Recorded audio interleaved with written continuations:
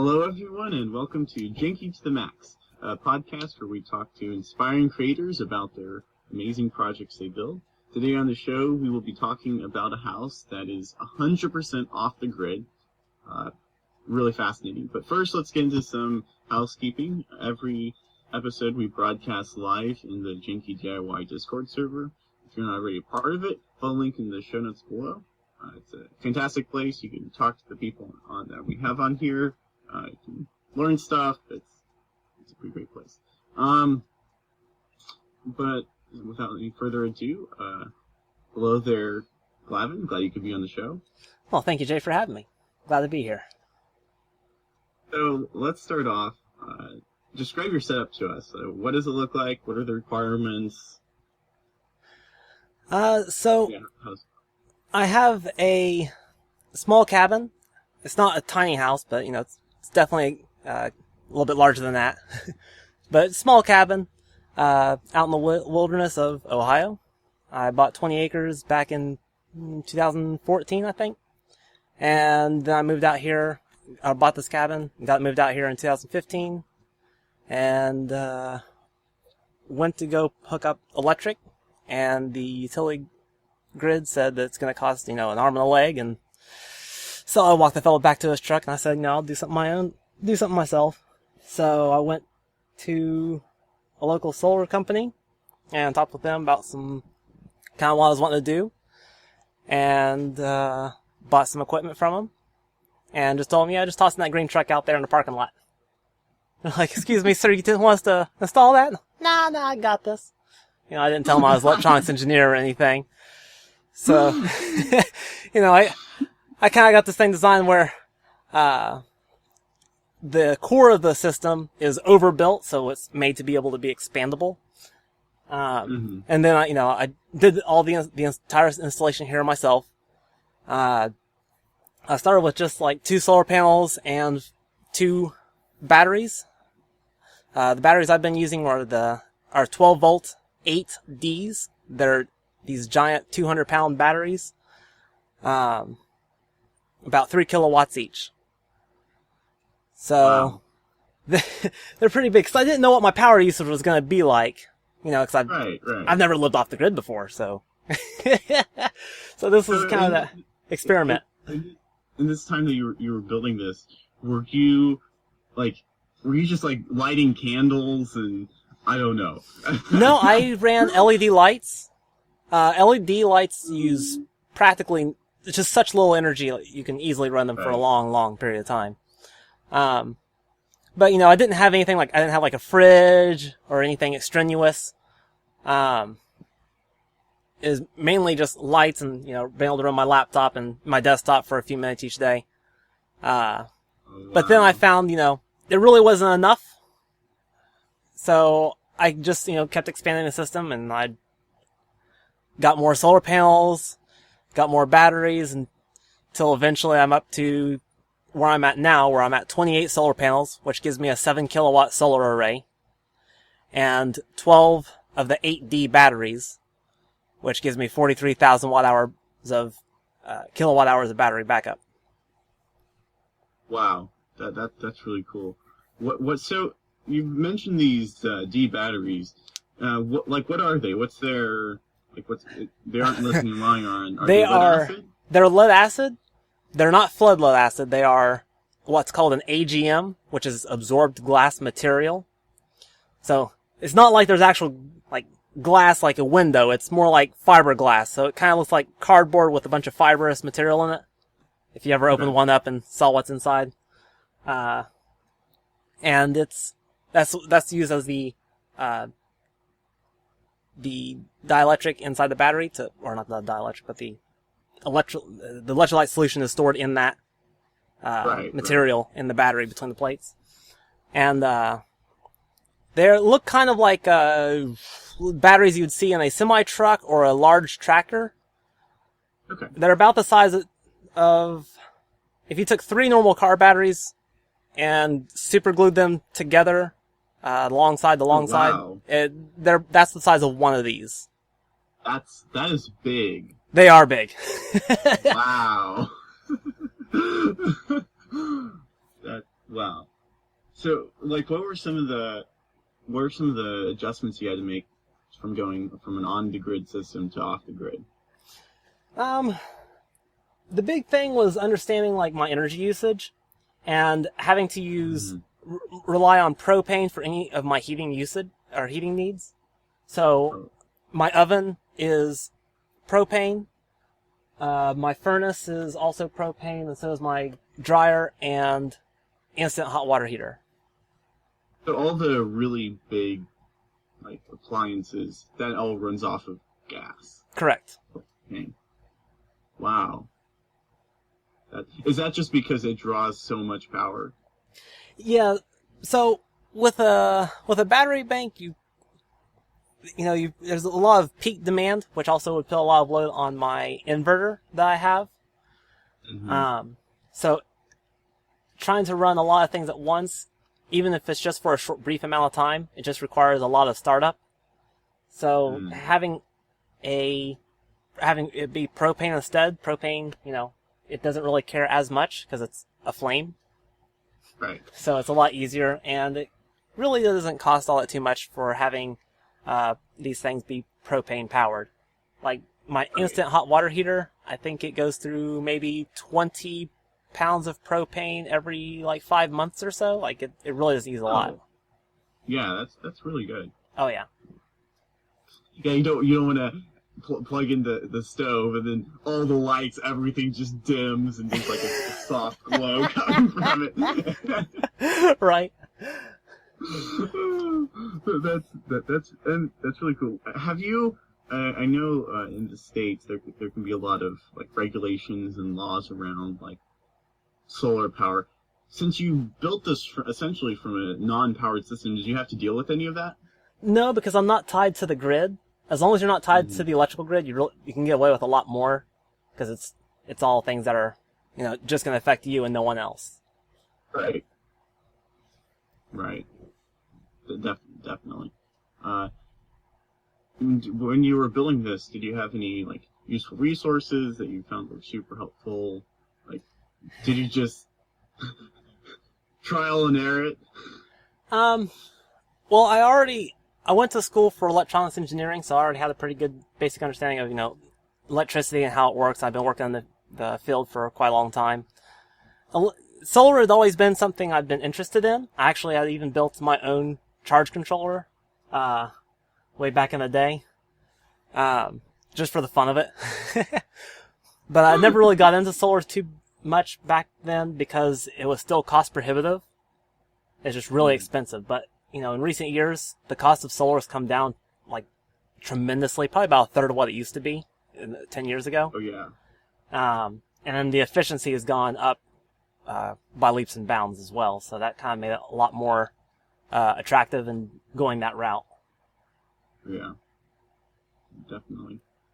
Yeah, I was talking to someone from Australia a while ago who was building something similar, and yeah, it's just the optimizations that are going on and the efficiencies. It's really mind blowing. I can't wait to see where it goes from here. Well, it's definitely increasing. I work at a solar company. Actually, the one I bought my system from. I took some pictures of my work and took a little bit of video and went in that next week and showed them, hey guys, let's check it out. Everything's working. And they're like, oh, you actually know what you're doing. Would you like a job with us? That's amazing. So I ended up working with them, and it's been just a fantastic adventure. Great people to work with, a lot of like-minded people that love for solar and renewable energy. Yeah. So kind of seeing every step of the way as solar tech evolves, which is really cool because it's definitely increased by probably about 25% from when I got my system 5 years ago. Oh wow. Just the amount of efficiency on the same size panel, it's pretty ridiculous. It's awesome. Yeah, it's like the ultimate green way because you not only do you have to, not connected to the grid, so you're drawing resources, but also you have to be very conscious in what power you do use. And it's just it's so easy to not, like, I keep my PC on overnight because, it's cheap, and it's not really, it's more work for me to go out, boot it back up, than just leave it on overnight. And if you have an off the grid system, then you have to really be thinking about those power decisions. Very true. That kind of was a big eye opener when I got this, because it has a computer system that's built into the inverter that tells you what your usage is like, the remaining battery charge, and all that sort of thing. And so I can see in real time what my energy usage is like.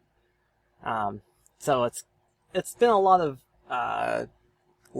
I've learned a lot just by kind of watching that and kind of seeing what ends up using a lot of power, what doesn't, how long can I run for. I get a lot of questions, people asking how long I can run my system for, and it's kind of a tricky answer, just because it just depends on how you're using your electric, and if you're actually reactively changing your consumption based on your state of charge and what the weather's going to be like in the next few days. So typically I can run about 3 days of autonomy if I'm not really being energy conscious at all, but I can stretch that out to probably about 2 weeks if I really try. Okay. And when I assume that when you say you run out of power, you just fire up a generator? Yes. Yeah, I got a not a standby generator, but I got a portable generator that I can plug in through a plug outside, and I can charge up the battery bank just to kind of top it off. I don't want to run it too low. That way I can keep my batteries in a good healthy charge range so they can get the longest longevity. Right. And that's also, I bet, another problem, colder environments, is that, well, I guess you're using lead acid. So I guess the freezing temperature for lead acid is different than lithium ion, right? Correct. So lead acids can handle a lot lower temperatures and still operate fine. Lithium ions do not like to be frozen. So if they get below freezing temperatures, you can discharge them, but you can't charge them without risking damaging them. But I do have my batteries that are in the house, so that way they're in an air-conditioned environment, so that way they operate closer to about that 70-degree temperature that most batteries like to run at, so they stay pretty happy all winter long. I love how batteries, you think of them as just like air, it's just something that's a part of life. You don't even think about it. But when you started learning and digging deep about batteries, you realize they're so temperamental, Yes, they are. Excuse me, I like to be in a 70-degree environment, and please don't discharge me too fast, or I'm gonna get cranky. Yeah, no, yes. They're very touchy in that way. They kind of are. So I just saw that Sergeant Warhammer in the chat has two questions for you. First one is, can you explain how net metering works for private and commercial users? And the second is, what is the total cost of the project? How long is it going to take before you earn it back? So with a normal house getting solar, you're going to do what's called net zero metering. So you won't have batteries. You're just going to have a solar array and an inverter that is grid interactive. That's what 99.9% of solar installs are. So basically how it works is you use during the day you're generating power. You use that energy first in your local home or business. And then any excess gets sent out to the grid. And that's recorded in the utility meter.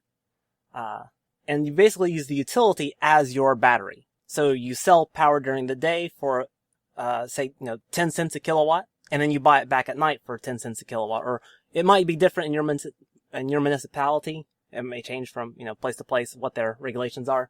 But typically you do, here at least in Ohio, you get a 1-to-1 credit for your energy usage that you send to the grid and then consume back. So that's mainly how that works. So if the grid goes down, you can't, obviously you can't run off your solar system because it has no grid to be able to export or interact with. And it needs to be able to not send power back onto those electrical lines and accidentally shock anyone that may be working on the utility lines. So it's okay. So if when the power goes out, you aren't just getting the solar power. It's not coming directly into your box. It's going to Correct. The power company and the power. Okay, makes sense.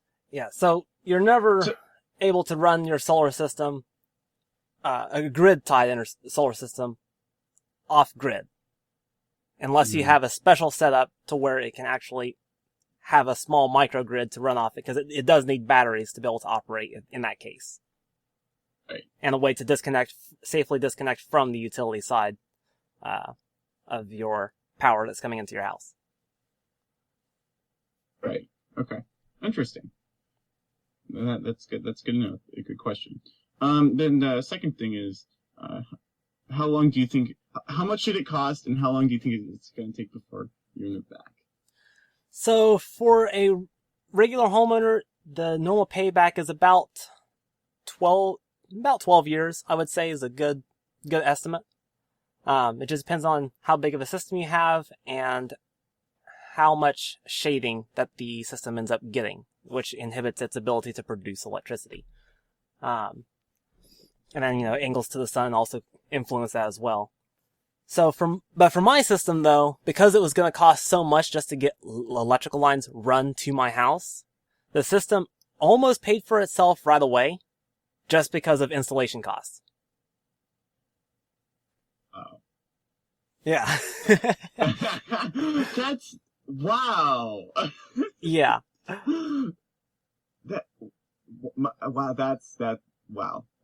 That's impressive. So my system is basically, it's already paid for itself, and it's good to go. I bet that puts having internet off the table, at least for a few more decades.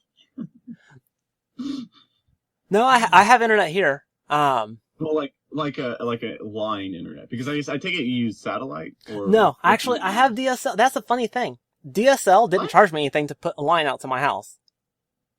There's okay, we'll just trench this bad boy, and just got a little ditch witch, and just trench the line all the way to the house, put the line in, good to go. Electric company? Nope. Wait, but the payload, I mean, I guess the payload would be bigger for a power company, but... Right? It doesn't make sense, but that's what they did. Oh, wow, so if you have DSL, you don't have, okay, yeah. I guess that's not bad. Right? It's better than having satellite or something. It's a lot cheaper, yeah. I had a friend who lived in the country, and in order for them to get internet, their parents stuck a phone right on the windowsill, which was just enough to get internet from the tower, and then they hotspotted it to everyone else. They could only have 4 people on the internet at the same time through a cell phone. Oh, that's great. Yeah. Or shall I say, that's janky. Yes, very, very janky. So, tell us about. I'm kind of curious. So, what type of inverter do you have? So, my entire system is a Magnum energy system. So I have the 4448 MagnaSign inverter, which is a 4400 watt inverter that runs on 48 volts DC. And it puts out 120 and 240. So that way I can run 240 volt appliances like my air conditioning system, which is a Mitsubishi mini split. Super efficient, low, it has a soft start technology built into it, so it doesn't use a huge surge of power when it kicks on, and it runs really nice on the system because it uses very low energy. How efficient is it? Not efficient. How much energy does it consume? Well, but also how effective is it? Sometimes you get these green things that are green because they don't work. Well, this one here they work really well, and this one here is actually oversized for my living space. So it heats and cools really quick, which is really nice, when I really need it to kick on and do hard work.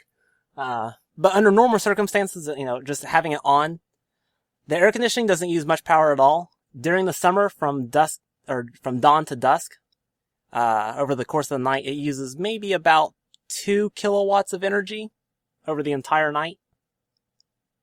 Really not a lot. Oh, yeah, that's... And then, during the spring and fall, I also use it for heating as well as cooling. and it uses significantly more to try and heat air than it does to cool air. It uses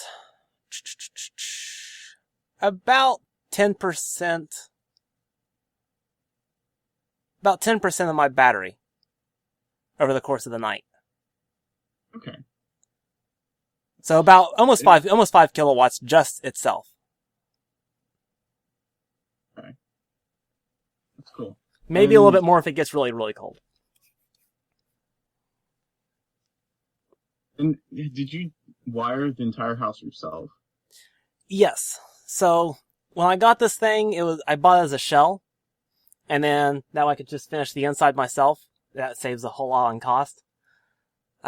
So I've run electrical lines all over the place, especially, for the solar system. Happen to run all the lines over to the solar panels, and wiring up a 100 amp service box in my house to be able to run all my loads on. Because otherwise there was really nothing in here except for a simple 100 amp maybe a 70 amp disconnect. I don't even think it was 100 amp. Where the previous person that had this, basically they were trying to do the tiny home living as well. She did it for about 4 months, bought this thing brand new, lived in it for about 4 months, realized she hated it, and decided to sell it.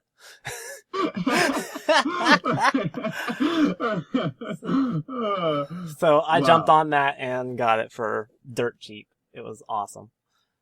I feel like if you're going to go 100% off the grid, you kind of have to have a setup like that. Yeah, just having the love for wanting to go for the lifestyle change, because it is such a change from living in an apartment or in a conventional house. Oh yeah. But it gives you a huge sense of freedom. Oh yeah, definitely. I remember some friends are kind of into that movement, and the thing is that like it's all, they make it seem super glamorous and like, I don't know, hip, but if you think about it, it's like you have what, like a few feet of living space. I don't know. If you can make it work, go for it. I think that would drive you nuts. The tiny houses would be a little bit too small for me. Like, I think that definitely I would agree. It'd drive me nuts just having 5 feet of living space. But this one, that's why I went with a small cabin instead. It's 12 by 26, and it's got a loft in it as well. It's a whole 2 floors. So I got about 700, square feet of living space on this thing. That's like what was it, a little bit bigger than like a studio apartment? About that, yeah, about that size. Yeah, that's pretty cool. And so let's switch gears. I remember you talking about seeing pictures and posts about your benchtop power supply. Yes. So explain to us a little bit how that works. So a test bench power supply is a small unit that basically will take in, a traditional unit takes in AC from your wall outlet and allows you to produce DC at a set voltage and current that you specify on the unit. So it's adjustable. It's basically just an adjustable power supply that's used for testing, usually testing other electronics that don't have their own power supplies yet. Or if you're just wanting to test to see, hey, is this motor still good? And you can, hook it up directly to it and see that it spins. Things like that. Okay. And tell us about your build. So with my build, I wanted to do something that was super versatile over just the standard test bench power supply, because sometimes I need something that's portable and I can take places. So I ended up building one that can use AC or DC. It can use... Oh, wow. Yeah. So it can use 110 or 240 volt AC. Or you can use between, I think it's 6 and 55 volts of DC on the inputs. And then it lets you put out DC that also is using an XT60 connector or traditional banana plugs. Wow, that is That is so versatile. Like, Oh yeah. wow. I have one of them that actually runs on batteries that is completely portable and I can use for testing small electronics where there is no power supply I want to be able to hook up to it. That is so useful. I cannot tell you the crazy gymnastics I've done trying to test like the dumbest thing, you know. It reminds me kind of like before I got a multimeter, I would I have a potentiometer. I had like this potentiometer set up where I would see like I would use the potentiometer to like see if the component worked or not. It was really janky. So for the benchtop power supply, you said they can take both DC and AC. Is Yes. the DC just for the battery? Like if you put a battery pack in it, make it portable, or is you can run on it does both. So you can run directly off the DC, or you can use it. I have switches on there to where you can turn on a charging circuit, and it will, while you're using it, it will also charge up the battery bank inside as well. Right. Okay. And then it has just a switch on the back, so you can select if you're going to run on AC or if you're going to run on DC. Okay. Like, have you seen anything like this? Like it with the features you described. Is there a version that's like commercially available? Because like I guess I haven't researched benchtop power supplies much, but it sounds like it's a pretty unique setup you got there. I think it's more of a niche thing. Most people, they're just going to hook it up to an AC outlet, and that's how it's been ever since I've been in the electronics industry. So I've not really seen anything quite like this, like commercially available. Wow. And to tell us about the casing, because I found that was really interesting. So the case I use for these, I use just a simple field box or ammo box from Amazon. It's just a cheap little thing, but it's... Excuse me. You meant to say Amazon? Yeah. Right. Sorry. Okay, good. So the big thing this big struggle I had was I needed to find something that was going to be standardized. I knew anyone could get this thing so I want people to build this thing as well. So something that's cheap, affordable, and standardized. So ammo boxes are like $6 a piece, maybe. They're water resistant, they're rugged and durable, easy to modify, and I don't think the shape of them is going to change anytime in the near future. So that way people can be able to go online and get the same kind of case that's going to be a secure housing for their project. That's very smart. How much is the components and everything? How much does that cost? So to build one of these power supplies, it cost me about $100, which if you look at comparable power supplies online, they start around, I think, $60 for a decent one, and then they go up to like $300 or more, depending on what features you're wanting in the thing.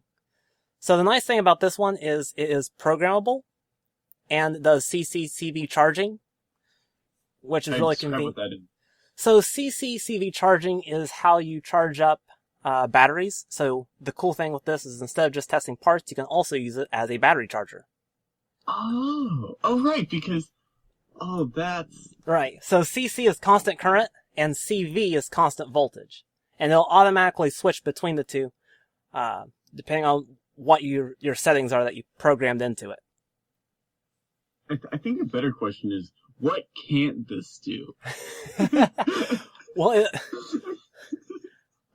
let's see. What can't it do? It can't power up the Death Star yet. Yes, that's the keyword, ladies and gentlemen. Yet. Maybe you should talk to MechaWorks. Maybe it can power his mech. That's actually why I was talking with him a little bit today about what his power usage is like. Because what is it? Actually, you know what? I'll have to have him on the show. There you go. Don't spoil anything. No spoilers. Suffice to say, we have someone who's building an actual mech, which is just Yeah. Enough said. Right. Where are the dimensions of this? Like, how big? How big is it? It's the size of an ammo box, right? It's just a standard small ammo box that you'd put, like, maybe 10 boxes of ammunition in. Actually, hang on. I'll just go grab one real quick.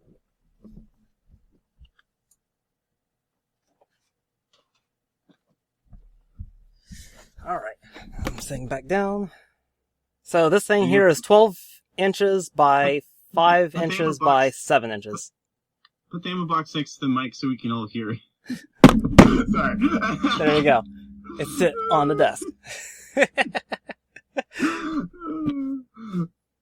But yeah, they're super rugged, and I love these little things. They're fantastic for putting projects in, especially something that if you're going to take outside, because it has a seal. So it kind of helps to keep water and stuff out of the box. Wow, and they're so cheap too. What, $6? Yeah, $6. I mean, I have paid more for much more garbage storage systems than that. Like, I think I want to look one up after this. Yeah, I can throw a link if in you the take away chat. anything from the episode, people, look up ammo boxes, buy them, use them. Yeah, they're fantastic form factors for putting a lot of projects into. I bet. I wonder if you could put like a micro PC in it. Hey, that'd be a cool thing for Jack to take a look into. Yes, I bet this would be perfect for his 8-bit computer. Oh yeah. And they come in different sizes too, so these are the smallest ones I could find, but there's also larger ones. I have a couple of those as well. So that could work for, if you have like a larger project like a computer to put into it, you could easily do that. Yeah, absolutely. That is so cool. Oh my gosh. And the cool thing with all these projects that I build is I've set out to standardize everything that I do so that every project I make is completely compatible with every other project that I make. So, for example, all my connectors, I use XT60 connectors on everything. So that way, you can easily just plug things from one to the other using an XT60 extension cord. So that way there's no exposed connectors or wires when everything's hooked up. I think that's something that I think we should all take away from this is being intentional about your own like DIY system and making sure you standardize, you follow convention, even if it's just your convention, because it's going to save you so much stress and oh, for sure. annoyance. Yeah. It's kind of one of those standard things that I see a lot of people using in the DIY community is the XT60 connectors. One of the big things that really got me into this was Jehu Garcia. He's a YouTuber that likes to build things out of 18650 cells, and has a DIY electric vehicle that he made. And I just found that super inspiring.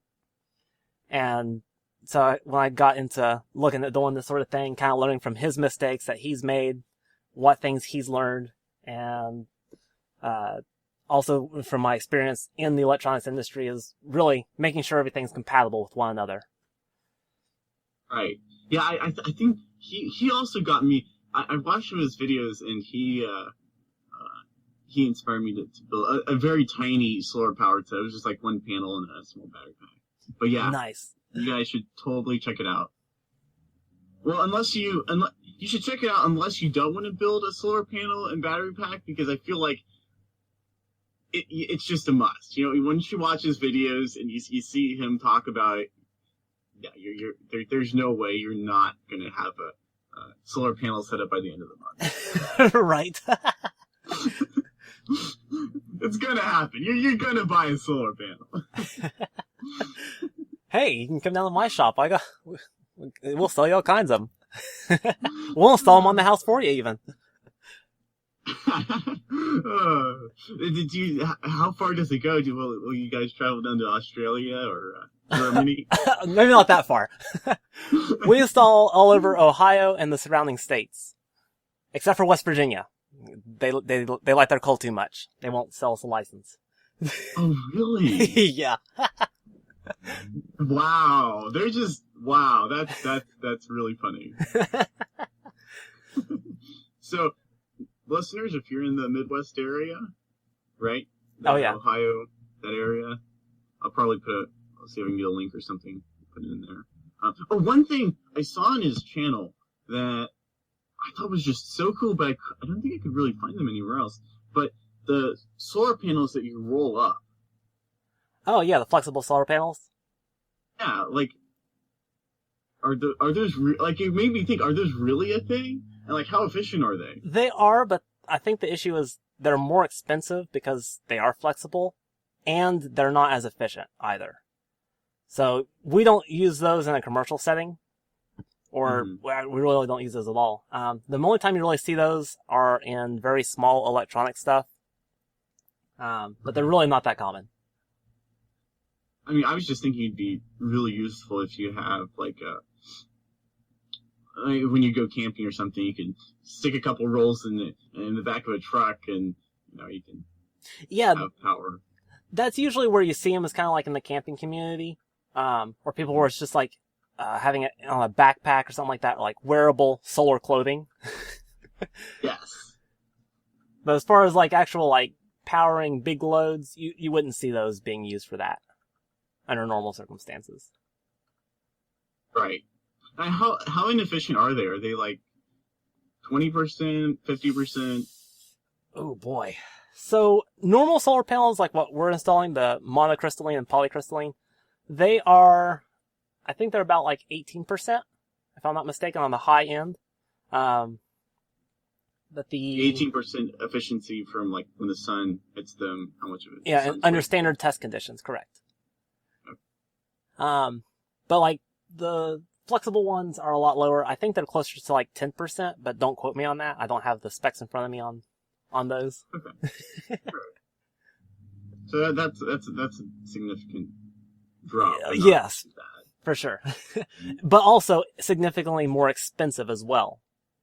Right. So more money, less power. The cost per watt is much higher. Exactly. And so, have you written up a tutorial for the benchtop power supply anywhere? Not yet. Anywhere people can go? Not yet, but I have documented my evolution from the very first one to the standard model I have now. I'm going to be actually teaching classes here in Ohio for DIY electronics, and this is one of the first projects that I'm going to have students be building. That's so great. Good for you, man. Thank you. And then I'm hoping I got a good camera, so I'm going to record building these, and I'm going to hopefully start a YouTube channel and put a tutorial on there on how to build these as well, with links to all the components that I got from Amazon or whatever online source I got them from. Yeah. Keep us updated. For sure. So I know that's kind of one of the big things a lot of DIYers have at getting into something that they find intimidating is you see them build this project, but then they don't really tell you what components they used or where they found them. So it's kind of a daunting task if you don't really know a whole lot about it, how to even get started building the thing.